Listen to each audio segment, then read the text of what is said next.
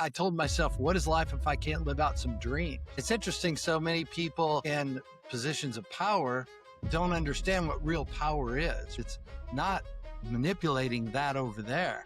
Real power comes from within. Most people say you need followers. I say, it's you just go first. The people will follow when you take that step. I could definitely say that the way I operate today, not in the past, is I look forward to having what I perceive as a necessary, crucial conversation. And what it does for me, it gives me peace. Everything in my life I create, promote, or allow. So if your relationships aren't what you want them to be, it's up to you to create them to be that way. Going back and cleaning up my relationships with 2 ex-wives. I'm with an executive talking about possibly hiring me to come in and work with them. And she sees me, comes straight over, gives me a hug and a kiss, and introduces me to her family, and looks at the guy. She goes, I don't know who you are, but you're talking to one of the best guys you'll ever meet. She walked off, and he goes, who was that? I go, that was my ex-wife. Well, Greg, I have been looking forward to this conversation with you for at least the last several weeks when we've had some engagement recently. And the time that we had together a year ago with the master team that you led so well, and just bring to the forefront really what you've been about for the major part of your life, which is about reconnecting relationships that have fallen apart, gone by the wayside for various reasons. And you authored a great book, the book of The Art of Restoring Impossible Relationships, which I have my copy right here. And I was just going to start out, our conversation today with something that really hit me in the dedication. And I know, and you know what I'm talking about here. You dedicated your book to 2 key people in your life, your mother, Sylvia, and your wife, Emily. And just the piece that you wrote about your mother, I think says a lot here, but it tells a lot about who you are. So if you don't mind, I'm just going to read a section here because I'd like to get your feedback on this. You said, it's to your mom. The day I asked you what I should do for spring break during my sophomore year at college, you made a statement that I'll never forget. You said, son, listen carefully because I will only say this once. I raised a man. I didn't raise a boy. Every decision you make has both positive and negative consequences. You know what I would do because you know how I raised you. I did my job. You're responsible for making your own decision and for the consequences that follow. Don't ever make the mistake of putting your decisions on my shoulders. I thought, wow, that tells me something about your mom. Very strong, very strong. Obviously, that's been part of your life all along is how your mom raised you. And let's just talk just a minute about decisions and consequences and the fact that we have the right, the ability to make decisions. We can't control a lot of things in our life. We can't control other people. We can't control the political environment. We can't control socially what's happening, but we can control us. And that's really what your mom was saying to you, I think, wasn't she?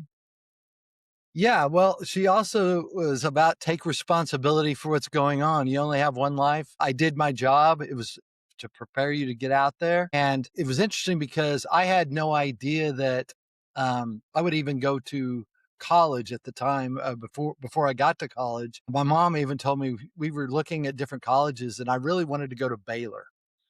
And she took me, they'd moved to East Texas. We didn't have any money. I was paying for it myself.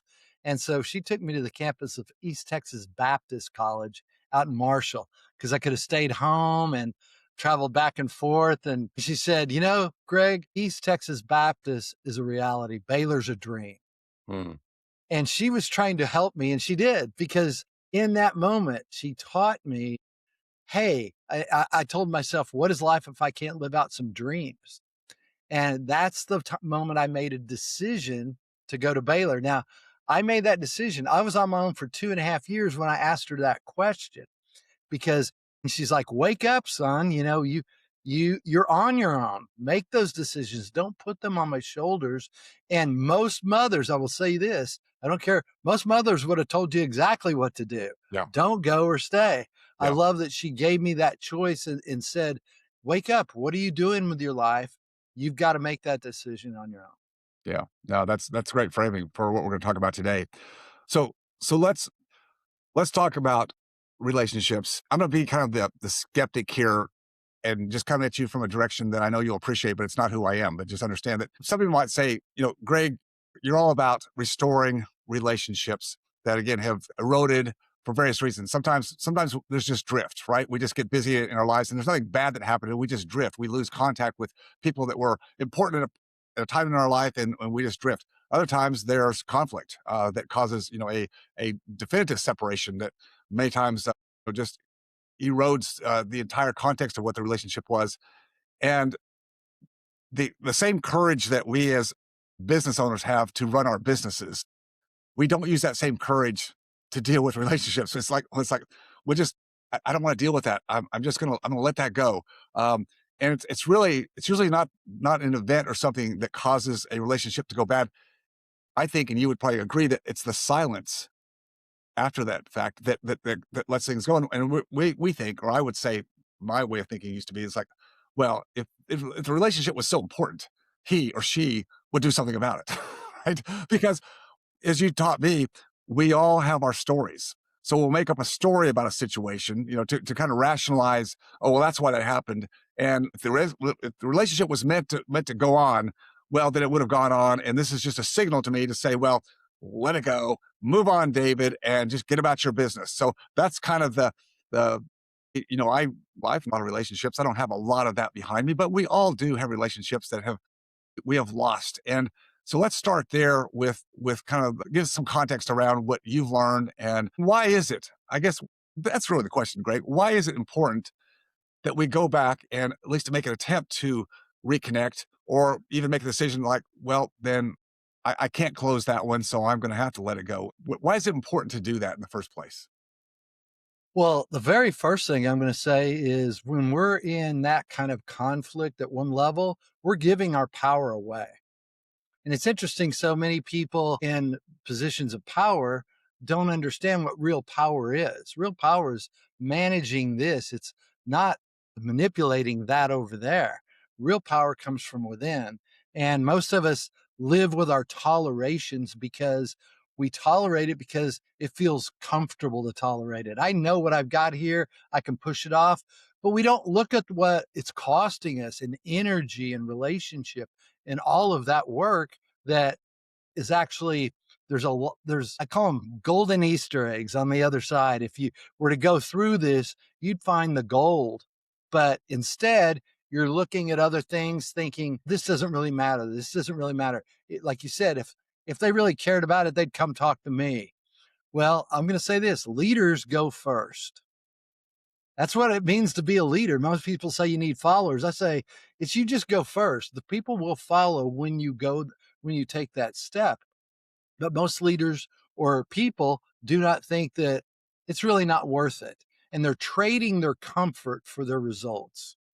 In essence, it's like, I want to say stay comfortable here, but they don't know that the real freedom is on the other side of that conflict when you go through it, not around it, because your lessons for your next step, your next success, your next battle you're going to be engaged with are within that space.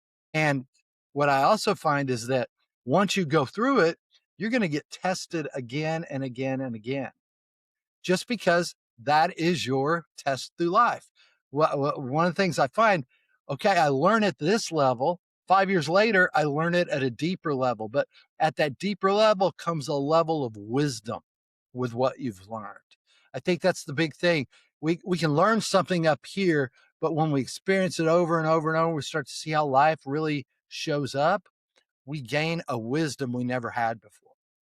I can definitely say that the way I operate today, not in the past, the way I operate today is I look forward to having what I perceive as a necessary, crucial conversation. I look forward to it because what it does for me, Greg, is it takes pressure off of me. We think, as you said, we want us to stay comfortable, and hopefully that situation that we see it, we kind of have a little resentment, but we're thinking, well, it's not that big a deal. I'll just let it go, and maybe they won't do that the next time, whatever it is that bothered me, right? I'll just let it go. But that stuff hangs on us, or it could be a bigger situation, a more consequential conversation. That again, it's just like I'm a procrastinator because I just don't feel comfortable going into it, and we don't have the tools, the resources, the ability. We don't feel comfortable. But what I found through the tools that I learned through you is that I'm much faster to engage, and what it does for me, it gives me peace.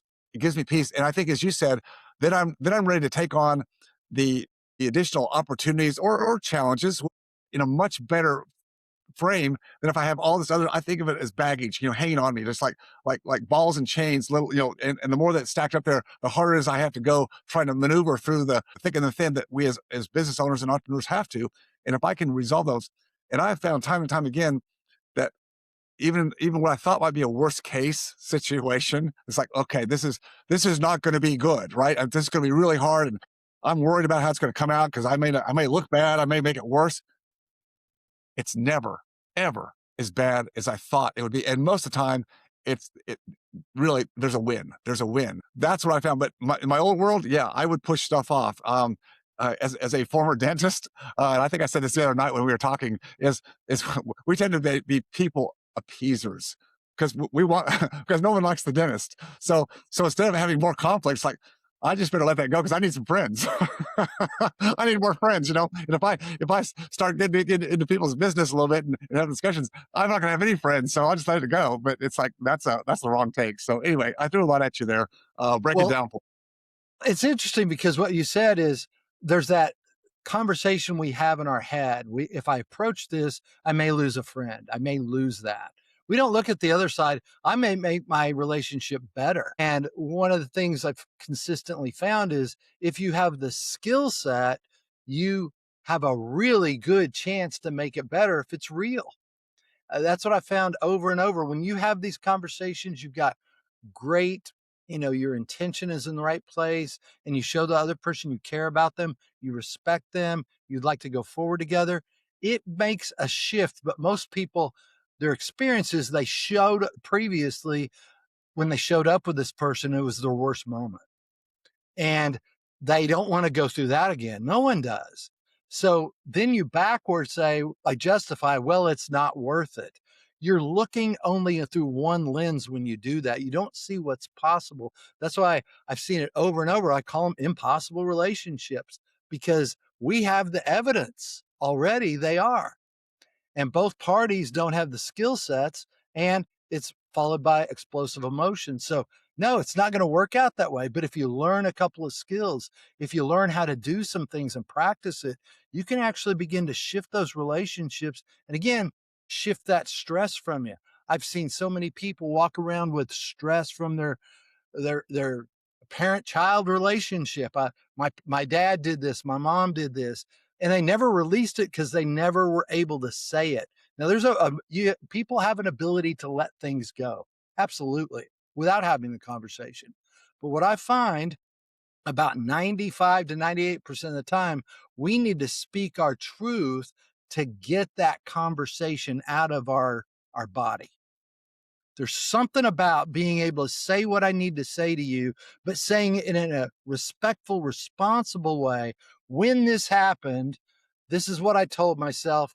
And it probably wasn't true back then, not true now. Maybe it was, but can I let that go now? Because I've actually shared that with you. And there's a space to be able to go through and do that to release some of those conversations, the stress, because these conversations bleed over. Your work bleeds over into your personal life, and your personal life bleeds over into your work life. There's no getting around it. You're one intact, fully functional human being that carries all of that around you every single day. Greg, one of the things that you taught us in the master teams group was that when we are considering going about having a crucial, difficult conversation to try to bring a relationship back in some kind of a steady state, is that you said, talk about or speak to your intent, to your intent. What can you elaborate for our audience today a little bit what that means? Yeah, well, when we go into a relationship, we typically have an intent of, for instance, at work, I want to get the problem solved at work. So we're task oriented, but we forget about the person. And when we bark orders or we dismiss something someone said, our intent may be very good because we're trying to make the team efficient. We're trying to get this handled. They don't hear any of that because they feel disrespected, and we're having two different conversations. I'm talking about a task oriented situation. and they're having an emotional conversation in that moment. If I don't line those two conversations up, I'm going to remain stuck. And how we get back to that is stopping the conversation and sharing our good intent. That's what people doubt about us. So if you come, you have great intent, but you start barking orders, all of a sudden, all I see is your behavior. I don't see your intent. I just say, that's disrespectful to me, and I shut down. But what would it be like if all of a sudden you saw me shut down and you go, "Oh, Greg, I just saw how you crossed your arms, looked away. I must have overstepped. My intent in bringing this was to solve the problem. I didn't want to damage this." All of a sudden you get back to your original intent, but we don't tend to speak it. We don't say it. We let people guess. We think people should know our intent. I've got a great quote in the class that we talked about. We judge others by their behavior. We judge ourselves by our intentions. That came from Stephen Covey's work back in the Seven Habits. And it's really true. We can't read the label from inside the jar. So we don't see what our behavior is when we're in a room. Everyone else does. But boy, I can tell you, David, what your behavior is when I gave you that message. He was just unreasonable. He doesn't care about me. Once you get, I'm going in this whole conversation in my head and I'm having it internally and I'm holding on to that. And all of that's affecting all my interactions after that. Even if I put it aside, so often I'll see people, well, I'm going to go have the conversation with David today because he really needs to know what I think. And then David comes in and David's real nice to me that day. And I think, I don't need to have that conversation today. I don't want to mess anything up. But 2 weeks later, when that same behavior comes up, what happens is I'm not back where I was. I'm even further back. I'm resentful now, not only at you, but at myself. But I'm not going to admit that. And I blame it on you even more. I knew I should have had the conversation. He's never going to change. There's some key words when people tell me they're never going to change, or I could have used you 15 years ago. What? You can't use me today to help you with a relationship today? So all of those things, I've heard it said, when you're dealing with issues, there's the hard skills and the soft skills. We all know that. No, there's the hard skills and the much harder skills.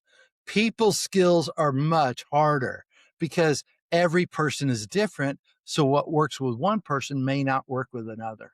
So you've got to begin to find those things in areas of mutual purpose and mutual respect. But it really does come down to your intent of what you're really trying to communicate rather than what everyone's seeing you try to communicate. Visionaries, leaders, CEOs run at a fast pace much of the time. They're trying to lead an organization, as you said, and that fast pace. What I found, and it still affects me to this day, is that with all the things that we're trying to juggle during a busy day, and something comes up that we spot, there's something that we know that there needs to be a conversation. Let's put it that way. There needs to be a conversation because we saw a behavior, some action. Yet the day is busy, Greg. It's busy. And I need some quality time. Otherwise, if I go to reprimand, which is not the goal here, but you just come down on somebody, that's not the way to engage. But I don't have time. Help me out as that busy leader entrepreneur. How do I deal with this? Because otherwise what's happened to me is what you just said. The rest of the day will go by, everybody leaves, right? And then I'm thinking, okay, well, it's too late now because the moment passed, and now I don't want to bring it up tomorrow because the person comes in and they're all's good, but all's not good. So I missed the opportunity, or how do I carve out the time in my busy schedule to have these conversations so they don't get away from me? Yeah. Great question. So think about this. Is it smart to invest your money? Yes, I think so. Yeah. Yeah. Okay, good. Yeah. You got to put an investment in. It takes something to put in for you to get something on the back end. If you don't invest, when it's all over, you're not going to have anything. Okay. So think about it like this. When I see that situation, I think I don't have the time to do it. You don't have the time not to. You think you're busy now? Let's look 3 months down the line when the people issues become multiplied by 10 over that time because you didn't deal with it up front. It's like teaching a child something. When I tell a child, don't cross this line, what's that child going to do? It's going to step Testing. across that line. It's Yeah. going to test it. Yeah. And I would say human beings are the same way. We're not intentionally testing you. We're we've got habits, we've got other things we're doing. We're not considering that other person, even though they're my boss. I'm trying to get my job done. I don't see what's going on. My boss yells at me. Now I'm going to go talk to my coworkers about my boss, and this whole thing starts rather than all of a sudden, if I were to take 10, 15, maybe 20 minutes to sit down, talk through that issue, get to people to understand what my leadership style is. How can we work together through that? It's going to take a lot of effort up front, but it's going to save you on the back end because you're building trust. You're training your people. You can't just expect people to jump in there until you train them at a level of how to engage with you. And guess what? There are going to be breakdowns. Prepare for that. You've got to prepare for that. If we don't prepare for that, we're going to keep, when you buy a home, you expect things are going to break down, don't you? After a while, many years, you're going to have to replace things. You're going to have to do things. Same thing in relationships. But most of us don't get off on the right foot because we haven't even talked about what respect looks like to people. Most people, when I tell them that, I can't have that conversation. I'll never forget we had a Catholic priest in our program, and he was saying, Greg, having a respect conversation with my staff was one of the hardest things I've ever done.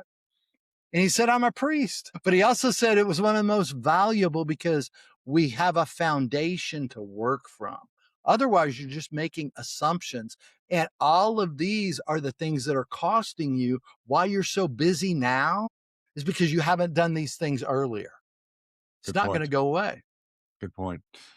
We also spent a good amount of time in separating facts from story. We spent a lot of time, so I don't expect you to be able to fully elaborate on this here, but just give us a little bit of what that means and where we go wrong with our stories versus the facts.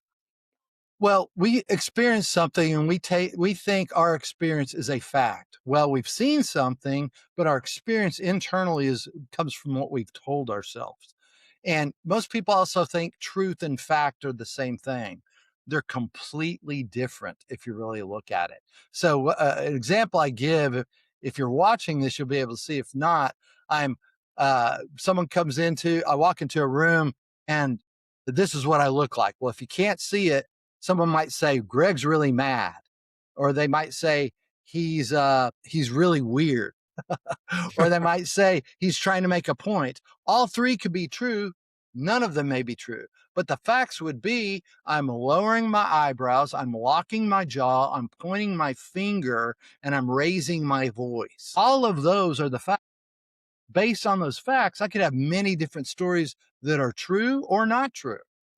But that's the world we live in as a human being. We don't live in just a factual world. We live in the meaning we create. And when I took landmark education, they called it you're a meaning making machine and it living in this skin bag. I love that. That's about the sum of it, where we make meaning out of everything. So, you know, when my wife rolled her eyes, what did that mean? She disrespected me. She did this. She did this. All that happened was she rolled her eyes. I placed all the other meaning in there. What if I just said, wow, just rolled your eyes? What was that about? Help me understand. Whole different ability in that moment. I have an ability to talk through whatever issues there rather than react to it, hold on and resent the rest of the evening. Yes. Yeah, that's so good. So, Greg, if someone's listening right now and they have a business partner, adult child, spouse, colleague, somebody they've been avoiding, what's the first move?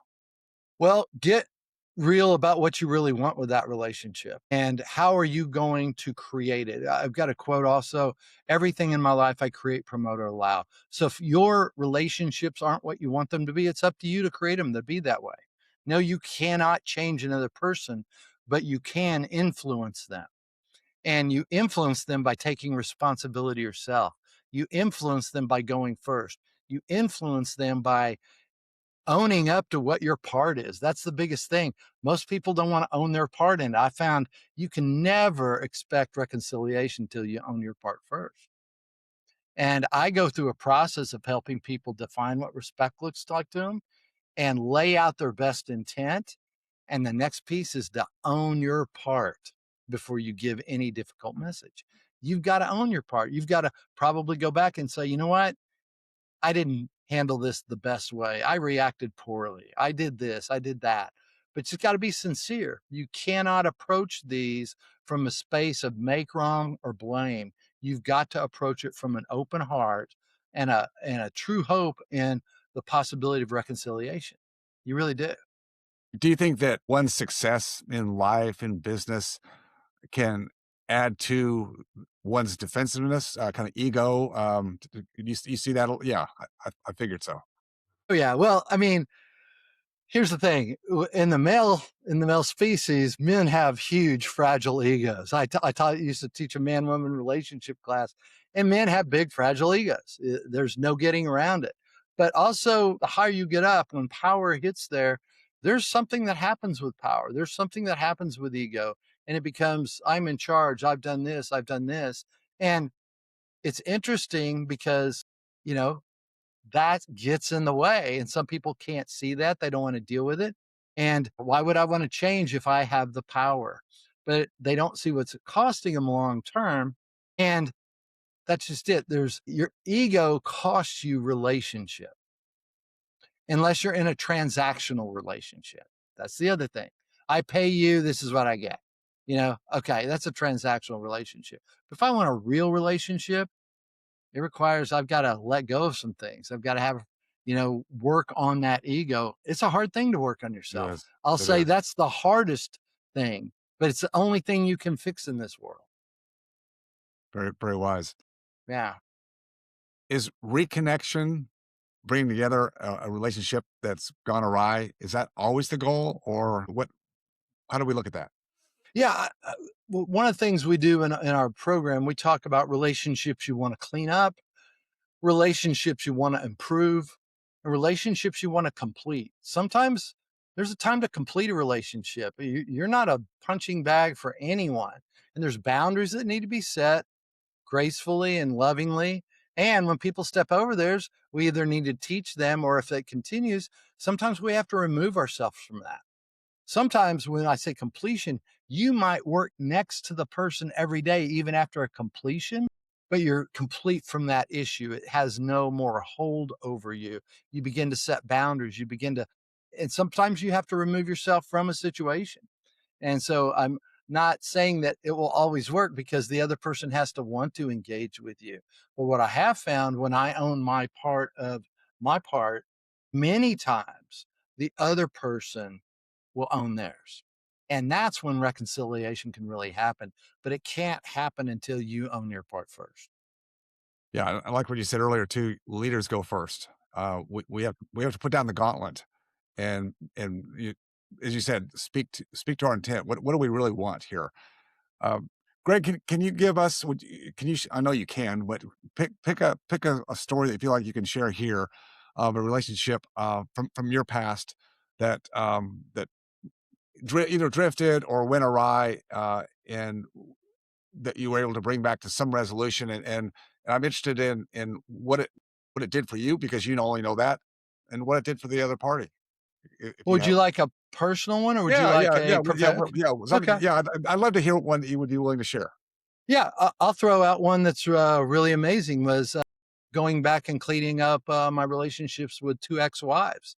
And I tell that some people say, "You've been married 3 times now?" Yeah, I lay it out in my book. I'm honest about it. I bring my real life to what's happening. I learned a lot. People say, "You had 2 failed marriages?" No, I had 2 successful marriages that ended. They're successful because they taught me how to help people today. They taught me the lessons I really needed to learn. One of them was my second ex-wife. When we separated, it was so interesting. It was very volatile. I was going through the Crucial Conversations workshops at the time. I was practicing everything, and it was brutal. And I finally sat down. I said, "I know we both want a divorce." And I said, "I'm not willing to go on until we complete our stuff because I don't want to take this to another relationship. So unless we can sit down and do it amicably over time, we're stuck with each other." But we actually sat down and planned out everything. There were a lot of conversations that were difficult during that time. But when we got everything handled in a way that worked for us, about a year later, she was living in Baltimore, and she said she's a flight attendant. She said, "Hey," she called me. I hadn't talked to her for more than a year since we divorced. And she said, "Are you going to be in Austin next week on Tuesday. I said, yeah. I said, why? She said, I'm going to come see you. I want to take you to lunch. I said, what's this about? She said, nothing bad. I promise you. So she comes in and sits down. She goes, I want to let you know, thank you for how you handled our divorce and completing everything. She said, I was able to let go. She goes, I'm engaged now. I'm getting married, remarried. And she said, I came here to ask you if you'd like to come to the wedding. And I went, and I said, you know, I really appreciate that you did this. It means the world that you come to me on your day off and ask me this. I said, I'm not going to go and I wish you the best. But how many people have had their ex do that? And then my first ex-wife, after cleaning things up, well, I saw her uh, locked eye to eye in a store one time, and I always wondered what I would say to her.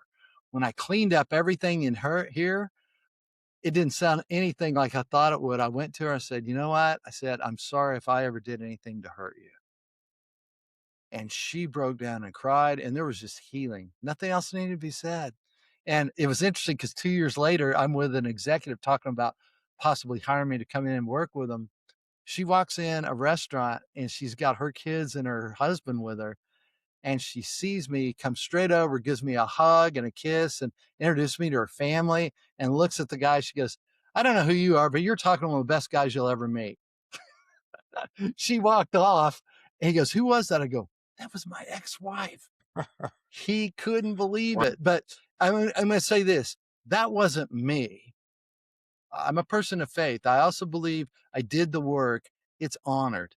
And she did the work as well. It's not just that, but I always find that this type of work is always honored. It might not show up the way you think it will. It might not look like any way you thought it would.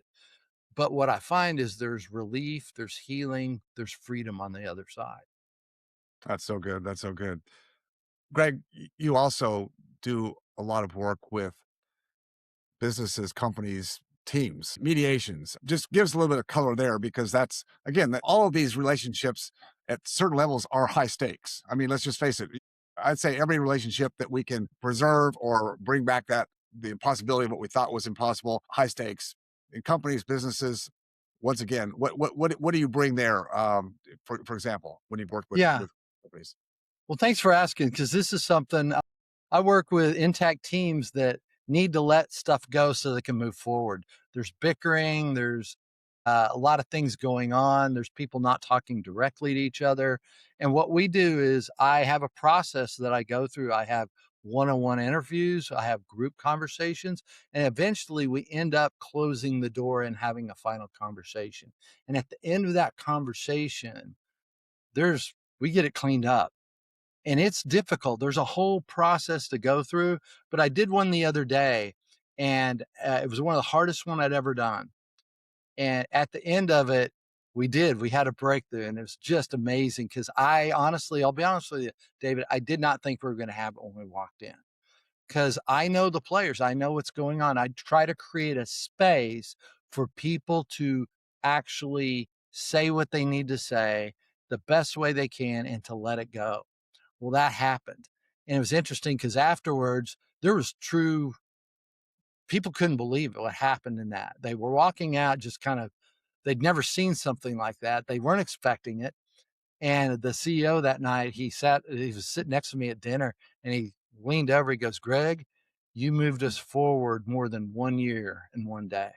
He said, I never thought this was possible. And he said, I don't know that we could have gotten here. And, but the thing is it's because I'm outside of the organization that I can create that space.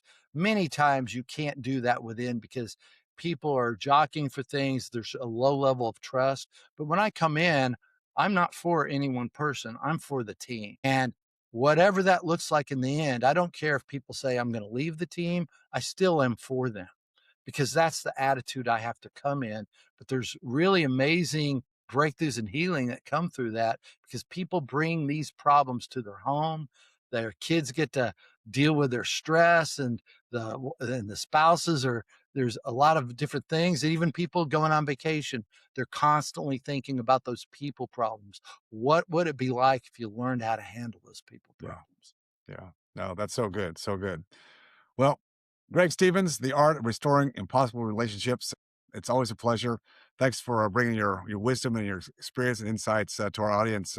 Best place for people to connect with you. We'll put it on the show notes. Do you want to give us best contact? Yeah, easiest way, just email me at greg@alignment-resources.com. Don't forget the dash between alignment and resources, greg@alignment-resources.com. You can check out our website, contact us. And as David knows, I'm not going to sell you anything because if you want to do some work, we're here for you. If not, wish you the best. Absolutely. All right, Greg. Thank you again. Really appreciate your time. Thank you, David. Thank you. Cash out and coast. Hey, that's every business owner's dream and desire, right? Get into the business, make a lot of money, get a big multiple, get out and go live the life you really dreamed of all along. The problem is when you get an offer from somebody or you put yourself out there to get offers and you get something back, well, that feels good. It's flattering. It's validation of all the work you've done. And it's like, should I take those chips and make my move now? The problem that most owners haven't done is the work to say, well, am I ready? Am I the best version of myself that I need to be going forward? Do I have enough?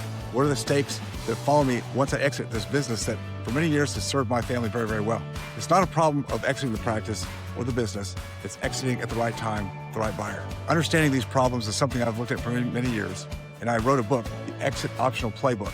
I'd be happy to send you a copy of this to give you some of the frameworks and the questions you should ask yourself before you make that big move, whether it's right for you or not. Just go to exitoptional.com, request your free book. Be glad to send it over to you.